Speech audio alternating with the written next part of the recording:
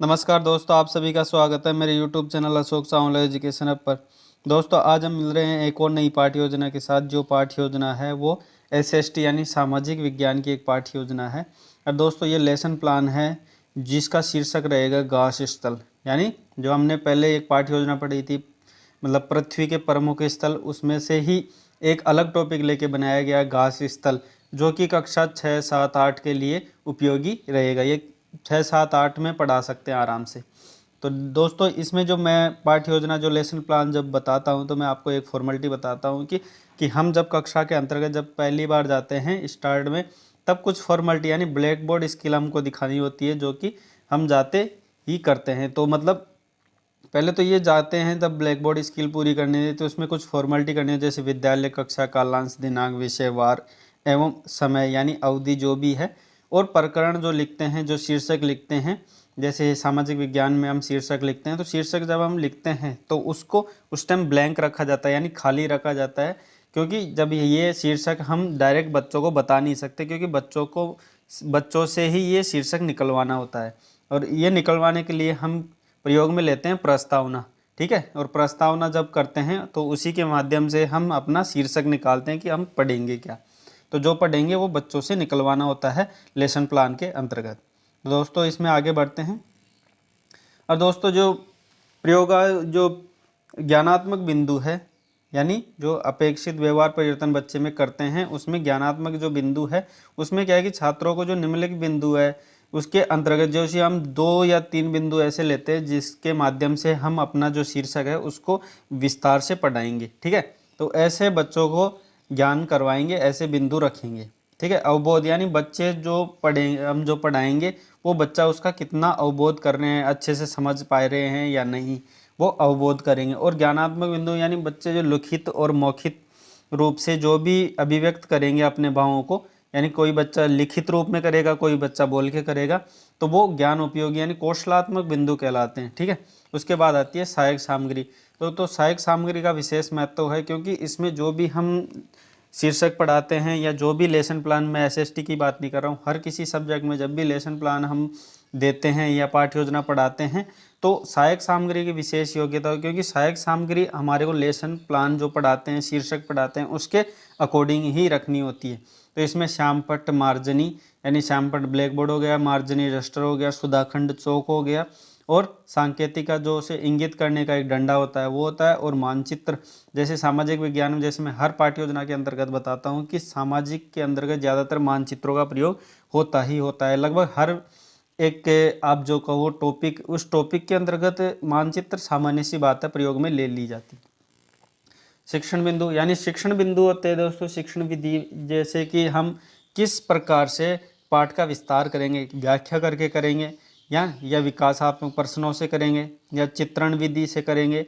ठीक है, या मॉडल से करेंगे जिसे हम प्रतिकृति बोलते हैं, उसके माध्यम से करेंगे, तो वो शिक्षण विधि है। या फिर और भी श्लोक माध्यम है, जो भी विधियां हैं उनका प्रयोग करके हम पाठ का विस्तार करते हैं। और पूर्व ज्ञान ये होता है दोस्तों कि बच्चे जो हम जिस टॉपिक को हम पढ़ाने जा रहे हैं उसके बारे में बच्चे पुरानी कक्षाओं में कितना ज्ञान रखते हैं, उसको जानने के लिए बच्चों से प्रस्तावना की जाती है कि बच्चों में इस जो टॉपिक को लेके हम आ जाए हैं, जो लेसन प्लान आज हम बना के लाएंगे, बच्चों के सामने प्रस्तुत करेंगे, उसके बारे में बच्चे पहले से कितना जानते हैं। इसके लिए हम क्या करते हैं, पूर्व ज्ञान। ठीक है, आगे चलते हैं दोस्तों। प्रस्तावना ये होती है दोस्तों कि हम जब अपना टॉपिक पढ़ाते हैं ना, तो उस टॉपिक को निकलवाने के लिए बच्चों से ही कुछ प्रश्न किए जाते हैं, और उन प्रश्नों के माध्यम से ही प्रस्तावना होती है।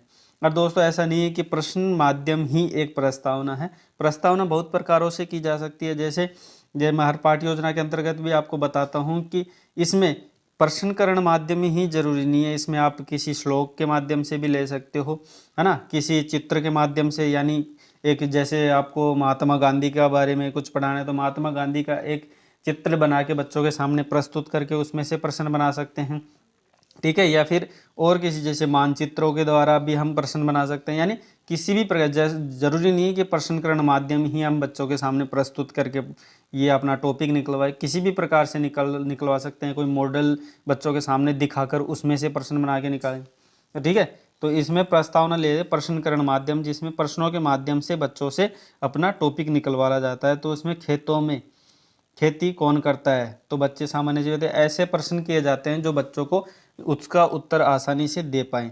ठीक है, और ये जो प्रश्न होते हैं इसमें क्रमबद्धता होनी चाहिए, यानी पहले प्रश्न फिर उत्तर, फिर उसी उत्तर से दूसरा प्रश्न, और दूसरे प्रश्न का जो उत्तर है उसी से तीसरा प्रश्न, यानी उत्तरों से प्रश्नों का उत्तर, उत्तरों से वापस प्रश्न। ये क्रमबद्धता प्रस्तावना की है, ये एक नियम है जो आपको निभाना ही पड़ता है। ठीक है, ऐसे प्रस्तावना में अपने को क्या निकलवाना है, अपना टॉपिक। जो अत्यधिक घास, जैसे कि अंतिम प्रश्न है, आप अच्छे से देख पा रहे होंगे सभी। इसमें अत्यधिक घास उगने वाले क्षेत्र को क्या कहता है, तो जो जहाँ पे अत्यधिक घास होती है वो उसको क्या कहते हैं, घास स्थल। ठीक है, ऐसे उत्तर आने के बाद हम जब बोलते हैं कि घास स्थल के बारे में बच्चों आप और क्या जानते हो, तो बच्चों या तो बच्चे सामान्य सा उत्तर दे पाएंगे या फिर उनका विस्तार नहीं कर पाएंगे। तो विस्तार नहीं कर पाएंगे तब हम उद्देश्य कथन में क्या करते हैं, यही कह के आगे करते हैं कि आज हम इस पाठ के बारे में विस्तार से जानेंगे। ऐसा करके हम उद्देश्य करते हैं। और उद्देश्य में प्रस्तुतिकरण जो मुख्य बिंदु होते हैं जैसे पाठ्य वस्तु, तो उसके में क्या है कि हम कुछ प्रश्न करते हैं बच्चों का और विकास करने के लिए। जिसमें ये जो क्रियात्मक कार्य हम जब, ठीक है, हमारा शीर्षक निकल गया, उसके बाद हम क्रियात्मक बिंदु करेंगे। तो इसमें क्या होता है कि बच्चों का और ज्ञान बढ़ाने के लिए और थोड़ा विस्तार करने के लिए और 5-6 क्वेश्चन किए जाते हैं, जिससे बच्चा और गहनता से समझ पाएगा। अभी तो क्या है कि हमने टॉपिक निकलवा लिया प्रस्तावना करके, कुछ सामान्य क्वेश्चन रख के, है ना। अब बच्चों को उस बारे में, ठीक है, हमारा टॉपिक निकल गया, बच्चे ज़्यादा बता नहीं पा रहे हैं, तो ठीक है, तो और ऐसे प्रश्न जिससे और पाठ का विस्तार हो। ठीक है, उसके बाद जब ये विस्तार हो जाए 5-6 क्वेश्चनों के बाद, तब हम करते हैं अपना पहला बिंदु, जो कि इसमें लिया गया है। क्या लिया गया, उष्ण कटिबंधीय घास के मैदान। ठीक है, इसमें उष्ण कटिबंधीय घास के मैदान लिए गए हैं, पहला बिंदु। इसके बारे में हम थोड़ा विस्तार से थोड़ा पढ़ाएंगे। यानी क्या है कि देखो, अभी जो पाठ्य योजना होती है उसके अंतर्गत तो हम लेसन प्लान देते हैं, तब बुक लेना अलाउ नहीं है। तो बच्चों से कह सकते हैं इसमें कि आप बुक खोल लीजिए। तो आप जब विस्तार से, जब थोड़ा बहुत विस्तार करेंगे इस बिंदु के बारे में, उसमें से क्या होता है, कुछ बोध प्रश्न किए जाते हैं। जैसे यहाँ पे आपने विस्तार कर दिया, बच्चों को पूरा पढ़ा दिया, ज्ञान दे दिया इस बिंदु के बारे में कि उष्णकटिबंधीय घास क्या होती है, कहाँ होती है, कैसे पाई जाती है, उसकी क्या विशेषता। उसके बाद किए जाते हैं बोध प्रश्न।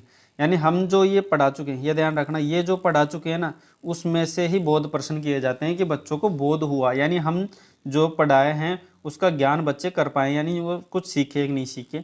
इसके लिए 2 से 3 क्वेश्चन नीचे किए जाते हैं। उसके बाद वैसे सेम प्रोसेस है, दूसरा बिंदु लेते हैं, और दूसरा बिंदु लेने के बाद फिर उसका विस्तार से हम पढ़ाते हैं, बच्चों के सामने वो बिंदु रखते हैं, और उसी बिंदु में से जो पढ़ाया है उसमें से 3 क्वेश्चन हम मिनिमम करते हैं, जिनका बच्चा आंसर देता है। तो ये अच्छा होता है कि मतलब कि हमने जो पढ़ाया वो बच्चे को अच्छे से समझ में आ गया। इसमें 2 बिंदु लिए गए हैं, आप 3-4 जितने भी अपना पार्ट लंबा हो तो उसके हिसाब से ले सकते हैं। उसके बाद होता है अभ्यास प्रश्न। जैसे ही हम पढ़ा के अपने दोनों बिंदु पढ़ा दिए, उसके बाद अभ्यास प्रश्न किए जाते हैं कि बच्चों को ये दोनों बिंदु पढ़ने के बाद अभ्यास कैसा हुआ, तो उसमें से कुछ और प्रश्न किए जाते हैं बच्चों के सामने। और उसके बाद अंतिम में होता है जैसे कि मूल्यांकन, कि बच्चे में इस पाठ को पढ़ने के बाद कैसा ज्ञान किस स्तर का हुआ है, उसका मूल्यांकन। मूल्यांकन दोस्तों एक ऐसी प्रक्रिया है जिसमें बच्चे का एक, मैं कहूँ, परिणाम जारी कर दिया जाता है, जिसमें बच्चे का ये देखा जाता है कि अब पूरा पाठ कंप्लीट हो गया, अभ्यास प्रश्न भी हो गए, तो अब देखते हैं बच्चों का स्तर कैसा रहा, मतलब कितने हद तक बच्चे इस पाठ को समझ में आए। इसलिए 5-6 क्वेश्चन किए जाते हैं, और 5 क्वेश्चन ऐसे रखे जाते हैं जिसमें सभी तरीके से बालक का विकास हो सके। जैसे कि इसमें बिंदु विशेष रखे जाते हैं, ज्ञानात्मक बिंदु, ठीक है, जिसमें छोटे क्वेश्चन होते हैं। और उसके बाद इसमें देखते हैं रिक्त स्थान के क्वेश्चन भी रखे जाते हैं, ठीक है। और एक, जैसे मैं कहूँ, अति लघुत्रात्मक प्रश्न, 1 लाइनर, वैसे क्वेश्चन भी रखे जाते हैं। और जब ये सभी प्रोसेस हो जाती है, उसके बाद होता है गृह कार्य। गृह कार्य में दोस्तों ये होता है कि मतलब हम जो पाठ पढ़ा रहे हैं उसका लगभग पूरा सार उस क्वेश्चन में आ जाए, ऐसा 1 या 2 क्वेश्चन रख के हम पूरे पाठ का सार निकलवाते हैं बच्चे से। तो गृह कार्य के रूप में बच्चों के हम कहते हैं, बच्चे अब अपनी नोटबुक है वो निकालिए, और ये जो मैं 2 क्वेश्चन बता रहा हूँ वो लिख रहा हूँ, आपको ब्लैक बोर्ड पे लिख के बताना है। तो आप ब्लैक बोर्ड पे 1 या 2 क्वेश्चन ऐसे लिखेंगे, 1 में आ जाए तो बहुत अच्छी बात है, नहीं तो 2 क्वेश्चन ऐसे लिखेंगे जिसमें पाठ का लगभग पूरा सार आ जाए, और बच्चे कहें कल आप इसको करके लाना है। ठीक है दोस्तों, आज की पाठ्य योजना यही समाप्त होती है। मिलते हैं फिर नेक्स्ट वीडियो में एक नई पाठ्य योजना के साथ। तब तक आप सभी का धन्यवाद।